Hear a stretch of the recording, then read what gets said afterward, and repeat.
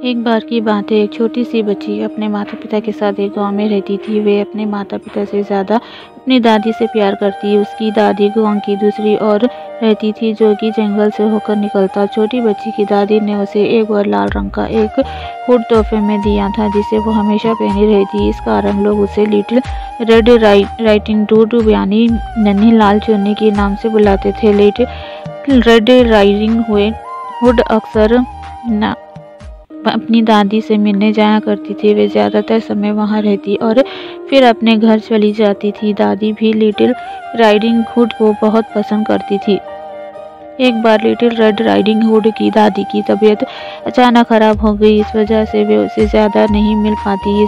इस बात का बहुत दुख था। तभी उसे पता चला कि उसकी मम्मी दादी के लिए भोजन और दवाइयाँ लेकर जा रही है।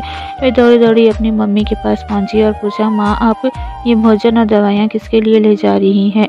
इस पर लिटिल रेड राइडिंग हुड की माँ ने कहा, बेटा, मैं ये भोजन और दवाइयाँ तुम्हारी दादी के लिए लेकर जा रही हूँ। ये सुनकर लिटिल रेड हुड खुश हो गई और माँ से कहने लगी कि क्या मैं ये भोजन और दवाइयाँ दादी के लिए लेकर जाऊँ? मुझे उनसे मिलना है। लिटिल रेड राइडिंग हुड की माँ राजी हो गई और उसे भोजन और दवाइयों की थैली देकर कहने लगी, ठीक है, तुम जाओ, लेकिन ध्यान रहे कि सही रास्ते में जाना और रास्ते में किसी अजनबी से बात नहीं करना। ये सुनकर लिटिल हुड ने कहा, ठीक है, मैं सीधे दादी माँ के घर ही जाऊंगी। इतना कहकर छोटी बच्ची ने अपनी दादी का दिया हुआ हुड पहना और माँ के बाएं बाएं बोलकर जंगल से पार के गांव में जाने के लिए निकल पड़ी। वे जंगल के रास्ते आगे बढ़ती चली गई। जंगल में कुछ दूर जाने के बाद ही उसके टोकरी से निकलने वाली खुशबू ने एक सो रहे भेड़िया को जगा दिया। भेड़िया की नज़र उस छोटी बच्ची पर पड़ी। उसने देखकर मन ही मन बहुत खुश हुआ और सोचा, अरे वाह, एक नन्हा शिकार, लेकिन ये जा किस तरफ रही है? भेड़िया तुरंत लिटिल हुड के पास पहुंचा और कहा, कैसी हो प्यारी बच्ची, क्या तुम ये स्वादिष्ट खाना मुझे रखा चखने के लिए दोगी? भेड़िया का सवाल सुनकर छोटी बच्ची पहले तो डर गई, लेकिन फिर डरते हुए कहा, मुझे माफ़ कर दीजिए, मैं ये भोजन आपको नहीं दे सकती। ये मैं अपनी बीमार दादी के लिए लेकर जा रही हूँ, जो अकेले रहती है। इसके बाद लिटिल रेड राइडिंग हुड ने थोड़ा सोचा और अपनी थैली से एक सेब निकालकर भेड़िया को देते हुए कहा, आप ये खा लीजिए। भेड़िया ने लिटिल रेड राइडिंग हुड के हाथ से सेब ले लिया और मन ही मन सोचने लगा, वाह, उसकी दादी भी अकेली रहती है, तो पहले इसकी दादी को ही निकल लेता हूँ और बाद में इसे, लेकिन तब तक इसे रोक कर रखना होगा। इसके बाद भेड़िया ने लिटिल रेड राइडिंग हुड से कहा, अरे सुनो, ज़रा रुको और मेरी बात को सुनो। मुझे पता है कि तुम्हारी बीमार दादी माँ कैसे ठीक हो सकती है। ये सुनकर छोटी बच्ची खुश हो गई और भेड़िया से कहने लगी, इस पर मैं कैसे कहा, क्या आप मुझे बता सकते हैं कि मैं जल्दी कैसे ठीक होंगी?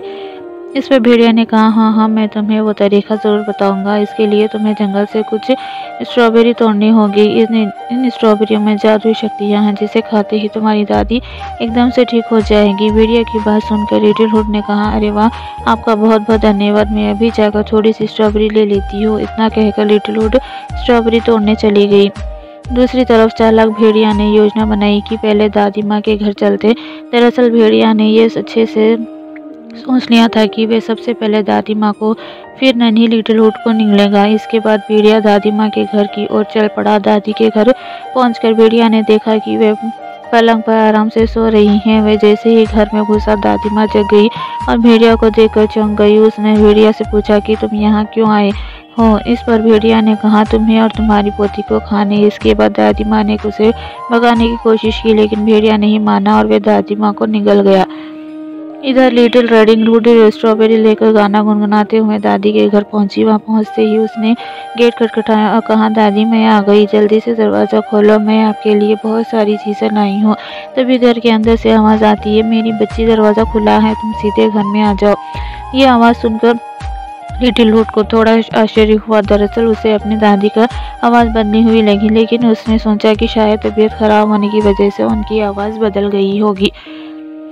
फिर उसने गेट खोला और घर में घुस गई। यहाँ उसने देखा कि कमरे में पूरा अंधेरा था। वे अपनी दादी को आवाज़ लगाने लगी, दादी, दादी, आप कहाँ हो और कमरे में कितना अंधेरा क्यों है? इस पर कमरे से आवाज़ आई, अरे मेरी बच्ची, मैं बहुत दिनों से बीमार हूँ, इस वजह से मेरा शरीर बहुत कमज़ोर हो गया है। ये सुनकर लिटिल रेड अंदर आ गई। फिर उसने कहा, अच्छा लेकिन आपके कान इतने बड़े कैसे हो गए हैं, पहले तो ये ऐसे नहीं थे।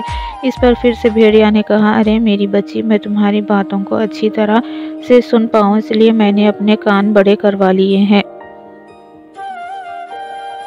इसके बाद लिटिल रेड राइडिंग हुड ने फिर पूछा, तो दादी आपकी आंखें कैसे इतनी बड़ी हो गई। इस पर दादी ने कहा, बेटा वो इसलिए ताकि मुझे तुम्हें देखने में परेशानी ना हो। इसके बाद फिर से लिटिल हुड ने पूछा, अच्छा तो ये हाथ ये क्यों इतने लंबे हो गए। इस पर दादी ने कहा, ये हाथ तुम्हें गले लगाने के लिए लंबे हुए हैं। फिर उसने पूछा, तो आपके दांत वो इतने लंबे कैसे हो गए। इस सवाल के जवाब पर भेड़िया उसके सामने आ गया और कहने लगा, ताकि मैं तुम्हें अपना शिकार बना सकूं। इतना कहते ही भेड़िया लिटिल राइडिंग हुड की तरफ कूद पड़ा और दादी की तरह उसे भी निगल गया। इसके बाद उस भेड़िया दादी की पलंग पर सो गया और जोर जोर से खर्राटे मारने लगा।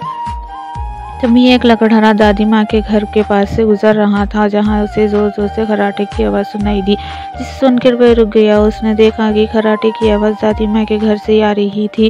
वह घर के अंदर घुस गया, जहाँ उसने देखा कि दूज भेड़िया दादी माँ के पलंग पर सोया हुआ था। वह समझ गया कि दादी माँ को भेड़िया ने निगल लिया। लकड़हारा ने तुरंत दुष्ट भेड़िया को सबक सिखाने की तरकीब सोची। वे कैंची ले आया और भेड़िया का पेट काटकर दादी माँ और लिटिल हुड को सुरक्षित बाहर निकाल लिया। इसके बाद लकड़हारे ने तुरंत दुष्ट भेड़िया के पेट में बड़ा सा पत्थर डाल दिया और दादी माँ ने उसका पेट सिल दिया। भेड़िया के पेट से बाहर निकलते ही नन्ही लाल चुन्नी ने सबसे पहले अपनी दादी माँ से पूछा, दादी माँ आप ठीक तो है ना। उस भेड़िया ने आपको कुछ नुकसान तो नहीं पहुँचाया ना। इस पर दादी माँ ने कहा, नहीं मेरी बच्ची, मैं बिल्कुल ठीक हूँ, मुझे कुछ नहीं हुआ है। इसके बाद दादी माँ, नन्ही, लिटिल हुड और लकड़हारे तीनों घर से दरवाजे के पीछे छिपकर दुष्ट भेड़िया की नींद से जगने का इंतजार करने लगे। कुछ देर बाद भेड़िया नींद से जगा तो उसे महसूस हुआ कि उसका पेट काफ़ी भारी है। उसने सोचा कि शायद उन्होंने दादी माँ और लिटिल हुड को निगला है, इस कारण उसका पेट भारी हो गया है। इसके बाद वह नदी किनारे पानी पीने के लिए निकल गया। जैसे ही भेड़िया पानी पीने के लिए नदी किनारे नीचे झुका, वह नदी में ही जा गिरा। इसके बाद दादी माँ, लिटिल हुड और लकड़हारा बहुत खुश हुए और आपस में घर की ओर चल पड़े। घर पहुंच लिटिल हुड ने अपनी दादी माँ से वादा किया कि वे आगे से कभी भी किसी अजनबी से बात नहीं करेंगे और साथ ही उसने अपनी और दादी माँ की जान बचाने के लिए लकड़हारे का शुक्रिया कहा। फिर तीनों ने एक साथ हंसी खुशी पूरा दिन बिताना और मज़े से बैठकर चॉकलेट केक खाया। इस कहानी में हमें ये सीख मिलती है कि हमें हमेशा बड़ों की बात माननी चाहिए और अजनबी लोगों पर कभी भरोसा नहीं करना चाहिए। ऐसा नहीं करने से हमें कई परेशानियों का सामना करना पड़ता है।